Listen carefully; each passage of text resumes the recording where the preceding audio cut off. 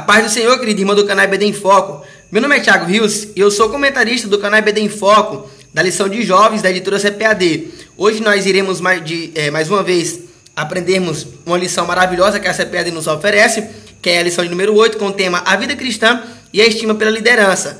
Eu agradeço a Deus por essa oportunidade, de alguma maneira eu estar aqui, de alguma maneira agregando, né, no conhecimento seu, de alguma maneira estar aqui servindo de subsídio para que você venha oferecer uma boa aula para os seus jovens. Eu quero lembrar aos irmãos, se você entrar na nossa plataforma www.ebdinfoco.com.br, você pode estar baixando nosso slide de graça na nossa plataforma. É só você baixar. Eu gosto sempre de dizer para os irmãos que o slide, irmãos, é para você ensinar uma aula mais dinamizada, é para você fazer com que a sua escola bíblica dominical seja uma escola bíblica dominical mais atrativa. Sabemos que há uma dificuldade imensa, né, dos irmãos, e quanto mais os jovens, de frequentar nossas escolas dominicais. Por isso que nós aqui do canal EBD em Foco fazemos o slide para de alguma maneira dinamizar a sua aula, para fazer com que a sua escola bíblica dominical seja uma escola dominical mais saudável, mais bonita, né, e seja mais atrativa. Amém? Porque eu tenho isso na minha mente, no meu coração, e eu acho que todas as pessoas acreditam nisso, que uma imagem vale mais do que 1000 palavras. Então, quando um jovem, quando uma pessoa vê uma imagem, vê um slide, isso fixa mais na sua mente, né? Isso fixa mais na nossa mente. Amém? Então, vamos para a lição. O tema dessa lição, como eu falei ainda há pouco, vamos estudar a lição de número 8, né? E o tema é a vida cristã e a estima pela liderança. Irmãos, parece que nos dias de hoje, né? Melhor dizendo, os dias vão passando, o tempo vai passando, né? E a ausência de jovens, a ausência de jovens cristãos, não de jovens cristãos, mas a ausência de jovens, mesmo que já foram criados na igreja, de jovens pregadores, né? É enorme. Parece que hoje os jovens não querem mais dar atenção, não querem mais dar crédito a exercer um cargo na igreja, a ser um pregador, a ser um cantor. Parece que nós vemos que o jovem de hoje, ele tem uma apreciação não para ser um pastor, não para ser um líder de departamento, mas parece que hoje nós vemos o jovem se preocupando um pouco mais com a sua vida material, né? Com a sua vida aqui na terra. E esse quer juntar tesouro no céu. Então, assim, nós vemos que o comentarista da lição, o evangelista Tiago, ele vê e ele enxerga isso, né? Essa dificuldade, vê essa ausência de jovens pregadores, de jovens líderes, né? E ele tenta, de alguma maneira, que alertar os jovens e motivar os jovens para que eles venham a ter essa esperança, a ter essa vocação, a ter essa admiração de ter algum cargo na igreja, amém? O texto do dia, 1 Tessalonicenses capítulo 5, versículo 15, vai nos dizer assim: vede que ninguém dê a outrem mal por mal, mas segui sempre o bem, tanto uns para com os outros, como para com todos, né? Você observa, irmãos, que Deus no Antigo Testamento, não somente no Novo Testamento, aqui no caso onde Paulo faz o alerta, mas no Antigo Testamento, Deus, ele nos alerta, né? Ele nos ordena e nos manda fazer o quê? Não odiar o nosso inimigo, não maltratar o nosso inimigo, mas muito pelo contrário, mas amarmos o nosso inimigo, né? Devemos lembrar que que isso é uma prática do cristão. Devemos lembrar que isso é um desejo, não, como é que eu posso falar? É uma vocação de um cristão. Todo crente tem que ter isso como regra de fé, né? A nossa reação não pode ser uma reação baseada no que as pessoas falam de mim, no que as pessoas acham de mim, no que as pessoas fazem comigo, não. Mas a nossa reação tem que ser uma reação baseada no amor de Cristo, baseada em sempre pagar o mal com o bem, nunca pagar o mal com o mal. A síntese nos diz assim: somente uma igreja autêntica reconhecerá a vocação de seus líderes e servirá ao Pai e à sua geração com o objetivo de glorificar o santo nome do Senhor. Assim, muitas instituições, né, elas procuram interesses dos seus líderes, procuram interesses próprios. Muitos líderes, no caso, né, não fazem mais a vontade de Deus, não fazem mais a vontade do Senhor. Parece que nós vemos que muitos líderes agora procuram se enriquecer, procuram juntar tesouros aqui na terra, né? E o tempo passa e parece que os cristãos, com todo respeito, vão ficando mais burros, vão ficando mais cegos. Parece que a mente de Cristo não está sendo formada nos cristãos. Irmãos, me desculpa falar isso, Por quê? Por que que isso acontece? Porque parece que os cristãos não estão mais examinando as escrituras, não estão mais examinando aquilo que o seu pastor está ensinando, aquilo que... até mesmo eu aqui, eu sempre alerto a cada um dos irmãos que eu que estou ensinando a vocês aqui, eu que estou fazendo esse comentário, examine se tudo que eu tenho falado aqui tem respaldo bíblico, se tudo que eu estou falando aqui tem base bíblica, né? Tem coerência com a palavra do Senhor. Então, eu enxergo que essa ausência de irmãos, de pessoas em querer cargos, essa quantidade de pessoas nas instituições que querem seus próprios interesses, tudo isso é porque nós estamos examinando as escrituras. Tudo isso é porque nós estamos comparando, balanceando tudo aquilo que um pastor, ou que o padre, ou que o bispo, ou que as pessoas que estão ensinando na igreja, né? Eles não estão examinando. Então, acontecendo essa ausência, eu enxergo que vai acontecer muitos problemas nas nossas instituições. O texto bíblico é 1 Tessalonicenses, capítulo 5, do versículo 12 ao 26. Nós do canal BD em Foco costumamos não fazer aqui essa leitura, tudo isso para ganharmos tempo. Portanto, se você ainda não fez essa leitura, pause o nosso vídeo, pause o nosso comentário, faça a leitura, porque é o texto base da nossa lição. A introdução, irmãos, vai nos dizer assim: no momento final dessa carta, o apóstolo Paulo, ele concentra-se em uma série de prescrições práticas para o desenvolvimento da obra de Deus naquela comunidade. As orientações concentram-se basicamente em duas grandes temáticas, né? A necessidade de apreço pelas lideranças constituídas e ações práticas para o desenvolvimento da espiritualidade. Paulo, um destacável exercício de síntese de conceitos, passa a apontar algumas ações que não poderiam deixar de ser realizadas para a manutenção da saúde espiritual daquela comunidade. Daquela comunidade. Irmãos, nós vemos aqui que Paulo, ele vai orientar, né, os novos convertidos, no caso aqui os novos convertidos de Tessalonicenses, e o quê? A terem apreço pela liderança, né? A terem o quê? A terem desejo de ser alguém, de ser alguém assim, de ser alguém imitado, né? Assim como Paulo, ele usa o exemplo dele, sempre pois meus imitadores, como eu sou de Cristo, né? Nós vemos que Paulo, ele tenta passar para os irmãos, para que os irmãos também tenham esse apreço, tenham essa vocação, tenham esse desejo de ser imitado para com outros, né? Esse é o desejo de Paulo. Paulo, ele orienta aos novos convertidos a praticar algumas ações, né? Para que essas ações venham demonstrar um caráter, né? Uma formação de alguém que é cristão. Então, Paulo, ele orientando os irmãos, no caso os novos convertidos, né, a terem algumas ações, e é claro que é isso que nós vamos ver aqui no subtópico, no tópico 1º, no tópico 2º, no tópico 3. Então, baseado nisso que é a introdução, e isso que nós vamos ver. Nós vamos ver essas ações aqui feitas, no caso, essas ações que todo cristão ele tem que ter, essas ações que a igreja tem que produzir. Amém? E o primeiro tópico vai falar a igreja como espaço de concretização da verdadeira liderança cristã. O primeiro subtópico é uma liderança constituída para a igreja. É a igreja quem confirma o ministério frutífero de um líder, né? É por isso que Paulo roga aos irmãos em Tessalônica que reconheçam o serviço daqueles irmãos, pois se não for a igreja que fizer isso, instituições humanas não poderão fazê-lo. A comunidade local tem a responsabilidade de discernir, por meio da ação do Espírito de Deus, a chamada para a liderança de determinada pessoa. O líder precisa ter o reconhecimento de sua comunidade local. Na igreja só há uma maneira de se tornar um líder. Como é que nós vamos se tornar um líder? Por meio da vocação de Cristo, que é referendada pela igreja local.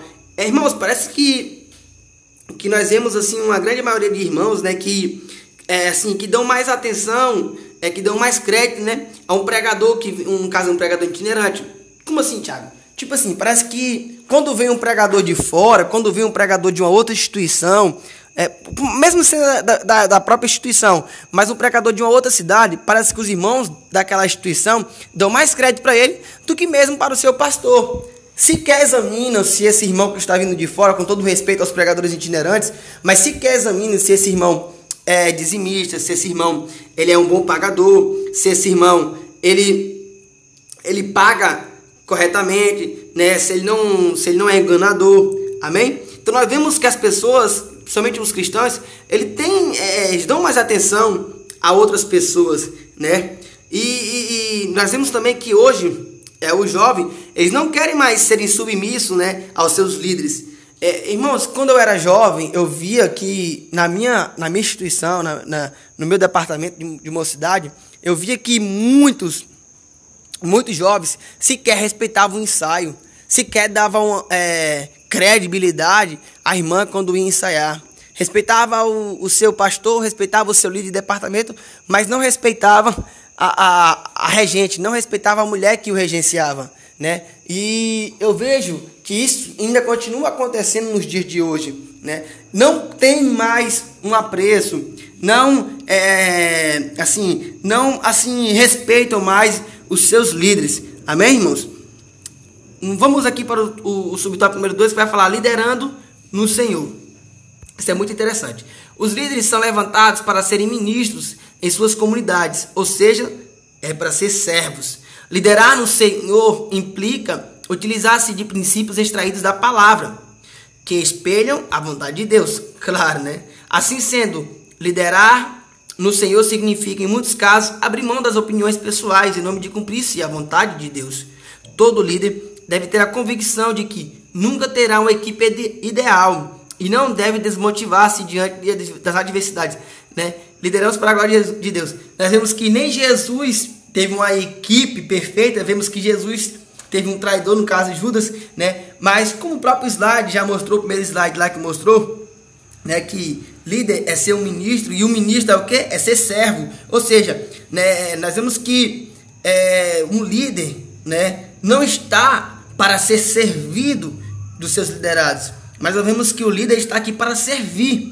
O líder, ele não deve ficar de braço cruzado, recebendo uma aguinha de coco, né, esperando que os seus liderados façam alguma coisa na obra do Senhor. Veja que Cristo, ele fala que ele mesmo, Cristo, ele veio para servir e não para ser servido, né? Mas parece que estamos vivendo assim uma geração, né, onde muitos já não querem mais ter cargos, onde muitos já não querem ter assim um compromisso, né? Ter aquele famoso compromisso na instituição. Parece que nós estamos vendo que os irmãos não querem mais fazer as coisas do Senhor por não ter um grau de responsabilidade, porque sabe que aquele que faz as coisas do Senhor, toda aquela pessoa que tem algum cargo, que tem alguma função, seja ela no mundo espiritual, como também seja no mundo secular, essa pessoa tem um grau de responsabilidade enorme, reconhecendo a liderança como uma grande obra.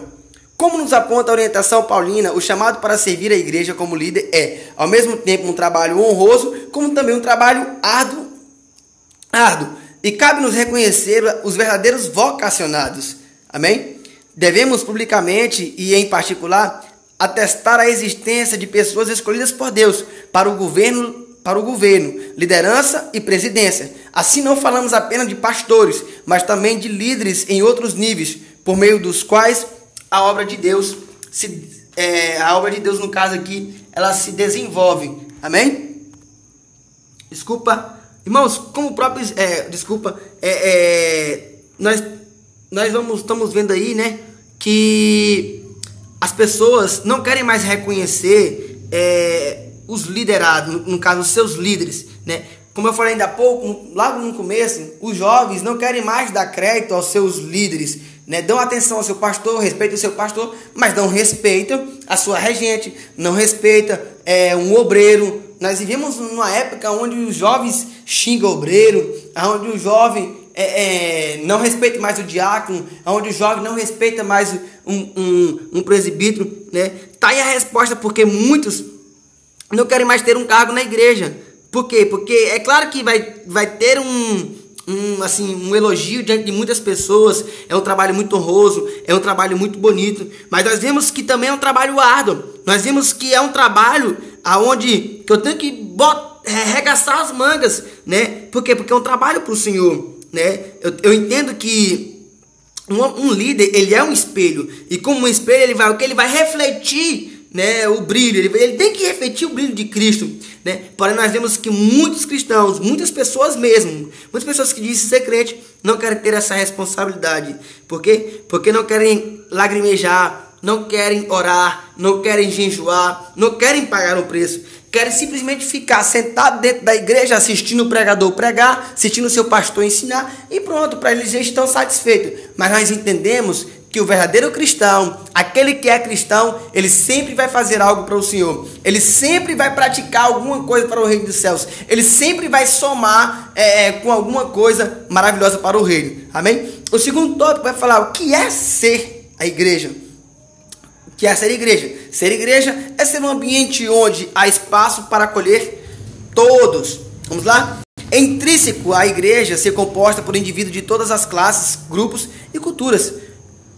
O campo de evangelização da igreja é o mundo. Para alcançar o quê? Para alcançar a todos, claro. Somos um espaço de acolhimento para todos. Somos vocacionados para dar suporte Somos vocacionados para dar suporte o quê? Uns aos outros. Irmãos, apesar da nossa instituição ela ser dividida, né, e nós vimos claramente ela ser dividida por departamentos, tipo grupo de crianças, grupo de jovens, né, grupo de adolescentes e assim por diante, né? Tudo isso é feito por quê? Tudo isso é feito para facilitar o ensino, né, e o cuidado para com os irmãos, para com o jovem, para com a criança, né? Por quê? Porque não adianta eu ensinar, eu levar um ensinamento para uma criança, né, e esse ensinamento levar para um irmão idoso. Por quê? Porque eu tenho que dividir os departamentos. Mas o meu foco na instituição não deve ser simplesmente somente para o jovem. Não deve ser somente para o adolescente, ou somente para os irmãos, ou somente para quem tem dinheiro, ou somente para os doentes. Não. O meu foco na instituição tem que ser todos. Eu tenho que balancear o que eu vou ensinar. Porque, por exemplo, é claro que eu vou fazer um culto de mocidade, né, para pregar de alguma maneira mais dinamizada para os jovens. É claro que eu vou chegar para um grupo, para um departamento de crianças, né, e ensinar para eles. Como é que eu vou ensinar para as crianças? Pegar os fantoches e ilustrar para as crianças. Por quê? Porque elas gostam mais do visual, né? Já um idoso, não adianta chegar para um irmão que é crente há 30 anos, há 40 anos, que está na igreja, pegar um fantoche, né, e explicar para eles que Jesus morreu na cruz. Não, né? Por quê? Porque todo grau de pessoa, toda pessoa tem um modo de pensar diferente. Amém? Então, irmãos, eu tenho que balancear tudo isso quando eu for pregar no culto de ensinamento. Eu tenho que pegar, já que eu vou pregar agora só para jovens, então eu tenho que saber como é que eu vou me lidar somente com jovens, a minha mensagem. Amém? Então, nós temos que ter um espaço para acolher todas as pessoas. É ter a palavra certa para cada indivíduo. Amém? A igreja deve ser capaz de dialogar com todos os indivíduos, de tal forma a ter a palavra adequada para cada perfil de indivíduo. Os sermões devem respeitar as especificidades e singularidade de cada comunidade de fé e sujeito. A responsabilidade de sermos igreja nos leva ao compromisso de falar com austeridade com os que levam o reino de Deus a sério. Antes, Hebreus 3,13, exortai-vos uns aos outros todos os dias, durante o tempo que se chama hoje, para que nenhum de vós se endureça pelo engano do pecado. Fomos chamados para quê? Para expressar amorosamente a graça e a misericórdia do Pai, aqueles que estão fragilizados, e apresentar as promessas do reino para os que estão desesperançosos. Irmãos, esse subtópico aqui, ele é muito interessante, porque ele nos alerta que nós temos que ter cuidado, que nós queremos, no caso aqui, ser líder. Para aqueles que querem ser líder, né? Ele tem que ter cuidado com aquilo que ele vai ensinar para os seus liderados. Por quê? Porque nós devemos nos aprofundar no conhecimento, de modo em geral, no caso, como eu falei ainda há pouco, se eu sou líder de criança, eu tenho que me aprofundar na área de criança. Como eu falei ainda há pouco, se eu for ensinar para a criança, eu vou pegar um ursinho, eu vou pegar os fantoches e vou ensinar para essa criança. É para isso que foi dividido os departamentos nas instituições. Não para dividir a igreja, muito pelo contrário, mas para facilitar, né, o cuidado dessa igreja. Se o meu público, né, são irmãos que gostam de tecnologia, eu vou fazer como eu estou fazendo aqui agora há pouco. Eu não estou usando esse slide para ensinar para os irmãos, para dinamizar a sua aula, para dinamizar, de alguma maneira, assim, ficar melhor o ensino aqui para vocês. Então eu tenho que, assim, me aprofundar não somente no conhecimento bíblico, mas também no conhecimento secular. Amém? Vamos aqui para o terceiro subtópico. É eleger o bem como estilo de vida. E como é que eu faço isso? Somos vocacionados para fazer o bem e servir uns aos outros. Já fomos libertos da prática do mal. Por isso, este não pode sequer tornar-se uma reação nossa. Veja que ninguém dera outro mal por mal. Ou seja, ninguém deve pagar o mal com o mal, mas sim o mal com o bem. Arrancou a mágoa, o ressentimento, a fúria, a inveja, entre outros, não deve fazer sentido algum para nós. O próprio Paulo que afirmou: somos espirituais. Deste modo, nossas estratégias precisam ser diferentes das utilizadas por aqueles que não conhecem o Pai.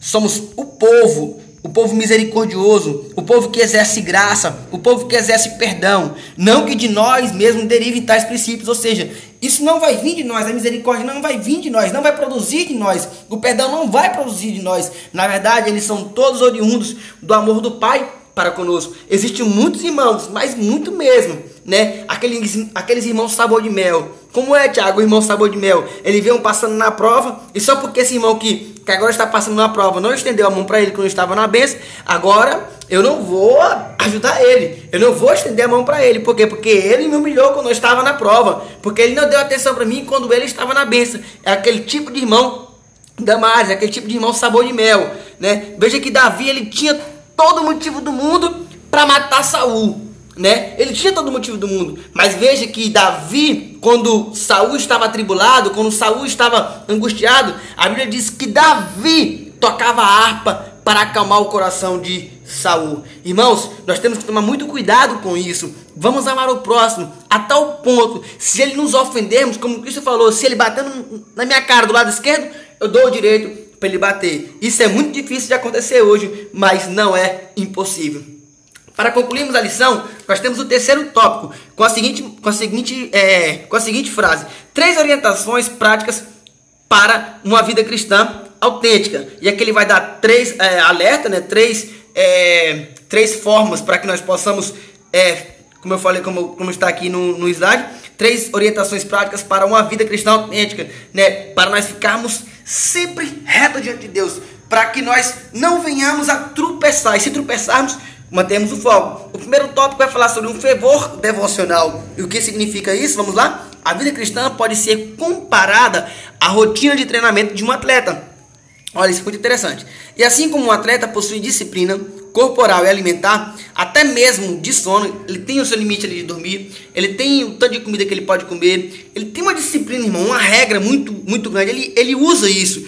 Todo corredor que quer ter sucesso, que quer chegar ao nível de ser campeão, ele tem que ter disciplina. Como cristão, devemos ser capazes de continuar orando, mesmo quando aparentemente parece que não somos ouvidos. Nossa vida não deve ser encarada como um fardo, mas como um maravilhoso privilégio. A gratidão deve ser a marca de nosso relacionamento com o Pai, pois quando reconhecemos o poder e a soberania do Senhor, somos capazes de acreditar naturalmente que tudo o que Ele faz é carregado de bondade e perfeição, tornando assim nossa vida cheia de leveza. Irmãos, você vê que Paulo, ele vai comparar a vida de um cristão com a vida de um atleta, né? Com uma caminhada de um atleta. E o que é que um atleta tem? O que é que um atleta faz, Thiago? Ele tem uma única coisa: foco. Ele tem foco. Mesmo doente, o atleta acorda para treinar. Mesmo se ele está sadio, ele treina. Por quê? Porque ele procura melhorar o seu desempenho. E o cristão também deve ser da mesma maneira. O cristão deve ter foco. Por quê? Porque se o cristão está doente na fé, ele vai ler a Bíblia, ele vai orar, ele vai procurar se alimentar para não ficar doente, para sair dessa enfermidade. Mas se ele está sadio, ele vai procurar o quê? Ele vai procurar uma injeção. Injeção serve para quê? O remédio serve para injeção serve para quê? Para evitar que a pessoa fique doente. Então ela vai ter foco da mesma maneira. Se eu estou doente, eu vou ler a Bíblia. Mas se eu estou são, eu também vou continuar lendo a Bíblia. Eu também vou procurar examinar as Escrituras, né? Você vê que em Atenas, no ano de 2004, né, na Grécia, em uma corrida, um brasileiro, ele correndo, ele estando em primeiro, um padre, ele sai do meio da torcida, né, e invade a corrida e impede que esse atleta brasileiro, me esqueci o nome dele aqui agora, aqui, você pode até pesquisar isso, ele impede que o atleta que está em primeiro, o atleta brasileiro, ele chegue. Mas o atleta brasileiro, ele não desiste, ele consegue sair desse padre e ele consegue chegar ainda em terceiro, né? Por quê? Porque ele manteve o foco, né? Muitos obstáculos vão aparecer na nossa vida, muitos obstáculos vão aparecer na nossa caminhada, mas vamos ter o foco. Por quê? Porque nós temos um alvo, nosso alvo é o céu. Vigilância moral. Há um princípio de conduta apresentado por Jesus nos evangelhos que fundamenta de maneira bem relevante a orientação paulina em Tessalonicenses. Abstém-vos de toda a aparência do mal. Escrevendo aos Tessalonicenses, Paulo orienta-os a não só fazerem a coisa certa, mas a se absterem da aparência do mal. Devemos o quê? Evitar qualquer prática que escandalize o evangelho. Assim mesmo sabendo que determinadas ações não incorrem em pecado, devemos o quê? Evitá-las, se elas produzem confusão e alvoroço na mente e coração dos fracos na fé. Irmãos, eu vou encarar aqui esse subtópico 2, vou resumir de forma bem resumida, né? Esse subtópico aqui como um alerta para nós, né? Como um alerta para o jovem. Eu entendo que o comentarista aqui ele vai tentar trazer aqui um alerta para o jovem, né? Para o jovem tomar cuidado da sua companhia, para o jovem tomar cuidado dos seus amigos, daqueles que estão tentando se aproximar, daqueles que estão tentando ficar próximo dele, dos seus colegas de classe, do seu professor, né? Até mesmo da sua família. Deve estar vigilante o tempo todo. Para quê? Para que ele venha se aprofundar naquilo que é sadio, mas também se abster daquilo que é mal. Discernimento espiritual. Nessa selva de informações com variedades de discursos, ações, manifestações, como devemos nos portar. Paulo orienta-nos a sermos criteriosos com todas as coisas, isto é, examiná-las minuciosamente para conferir sua autenticidade. Sabemos que inerrante só a palavra de Deus, sem sombra de dúvida. Entretanto, as interpretações humanas, os usos e abusos que se faz da palavra, tudo precisa ser examinado, né? Nós vemos que a mídia está aí tomando de conta da sociedade, né? É pregador na televisão, é pregador usando o Facebook, pessoas usando o YouTube para ensinar, né? Isso é louvável? É louvável, mas nós estamos vendo que há um exagero, né? Que muitas pessoas estão usando essas ferramentas que era para o crente estar usando, né? Muitas pessoas estão usando essa ferramenta para enganar as pessoas. Por quê? Porque as pessoas não estão mais examinando, as pessoas não estão mais tendo discernimento espiritual, as pessoas não estão mais procurando examinar as escrituras e comparar com aquilo que elas têm escutado. A conclusão que nós temos é essa. Nunca se fez tão necessário tomar cuidado com os charlatões da fé e, ao mesmo tempo, dar suporte à vocação dos santos, que foram chamados por Deus para abençoar nossas vidas por meio da liderança. É um alerta que o comentarista traz para nós e que nós devemos ficar atentos. Vamos prestar atenção naquilo que o nosso pastor está ensinando. Vamos prestar atenção naquilo que nós estamos escutando no Facebook, naquilo que nós temos visto no YouTube. Irmãos, vamos examinar as escrituras. Por quê? Porque nelas contém ter a vida eterna. Somente as escrituras, né, têm a vida eterna, né? O pastor pode ser um bom pregador, né? O YouTube pode ter muitas coisas para nós usarmos, mas isso nunca vai ser comparado com as escrituras, né? A única coisa verdadeiramente que não vai estar errado não é o YouTube, Facebook e a televisão não, mas é a palavra de Deus, que é a Bíblia Sagrada. Que Deus em Cristo vos abençoe. E esse foi mais um comentário do canal IBD em Foco. Se você puder, curte nosso comentário, compartilha, né? Deixa o seu comentário para que nós possamos de alguma maneira melhorar o nosso desempenho. No final desse slide tem aqui as perguntas, né? E você pode aqui fazer essas perguntas na sua escola dominical para que você veja o desempenho dos seus alunos. Eu agradeço a oportunidade aqui em nome de Jesus.